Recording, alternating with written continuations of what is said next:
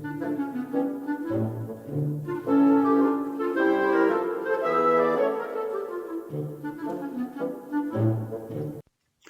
morning. Saturday, July 18th. And I don't know where July has gone so far. It's moving pretty quickly. In any event, I want to talk today about the national conventions. The conventions where all the delegates get together and decide who their presidential candidate is going to be. So, just as he has done in many parts of the country, our good friend COVID-19 has thrown a monkey wrench into planning and organizing and producing and finding a place to have a convention. So Democratic leaders have advised members of Congress not to plan to travel to this summer's party convention. Party.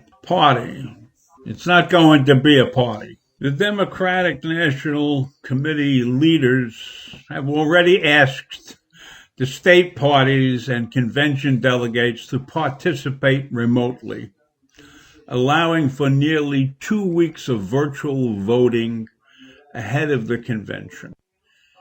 And the Republican National Committee has revised its plans for the party's convention in Jacksonville, cutting down on crowd numbers and speeches. Now, what the heck do you want to go to a convention for if you can't hear the speakers, if there's not going to be speeches? This includes Trump's big planned speech on the last day, which will now feature restricted attendance. I'm sure Donald's happy about that. GOP leaders are trying to convince Trump to halt his attacks on mail-in voting. They are afraid that it may turn off many voters if they have to go to the polls in person in November. See, the voters may be smarter than the president. They don't want to risk going to the polls. So the National Committee has asked them to stop attacking mail-in voting. Stop telling his people that mail-in voting is a huge fraud when it really isn't. When I look at the need for conventions, I don't see a need for conventions anymore. Right now, I'm against conventions.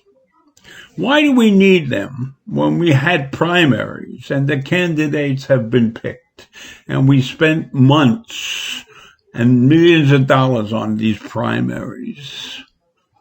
So my view right now is let these candidates make a televised speech to the nation and be done with it. Why do we need to even think about gathering 400 or 500 people in a city and having voting and none of that stuff really matters because the candidates have already been picked.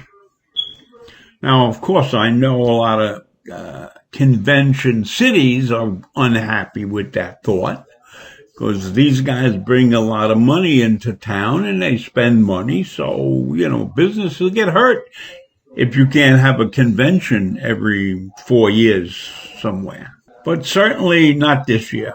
Here's the other thing. We've already got the candidates, so now it's time for the debates to happen.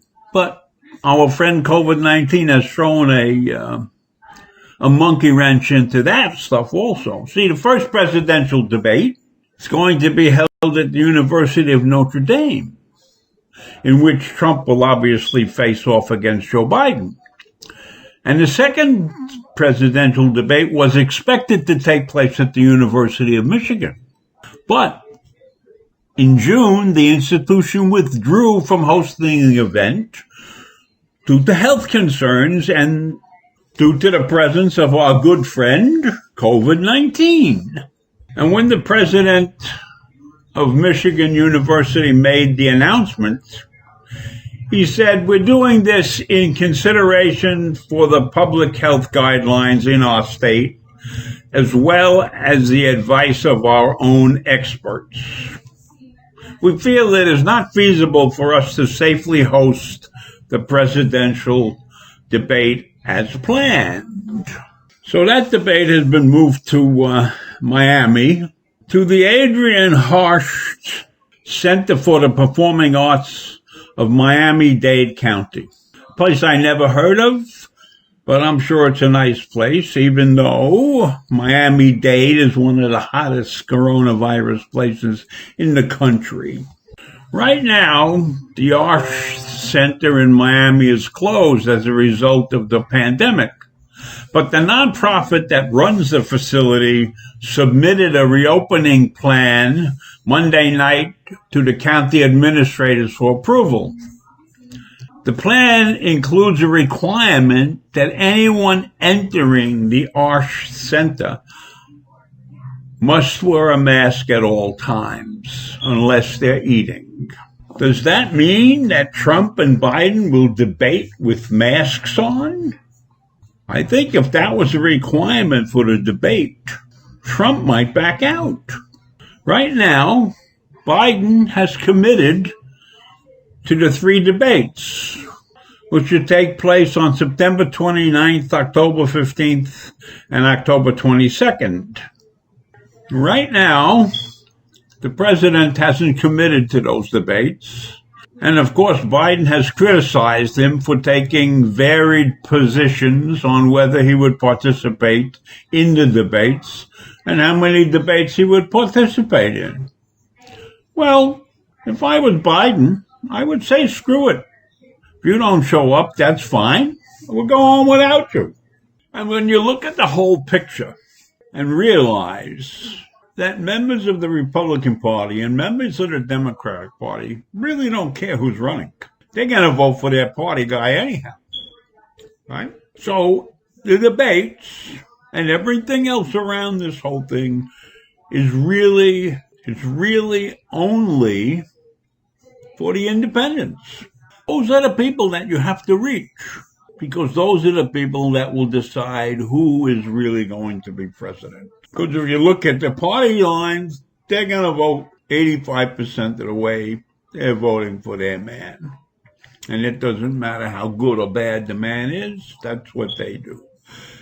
So the whole thing comes down to the independent voter.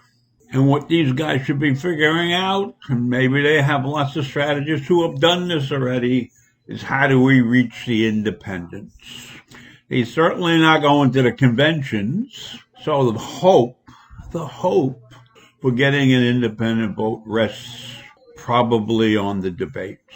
And so I leave you with that thought. And I'll see you in the morning. Bye.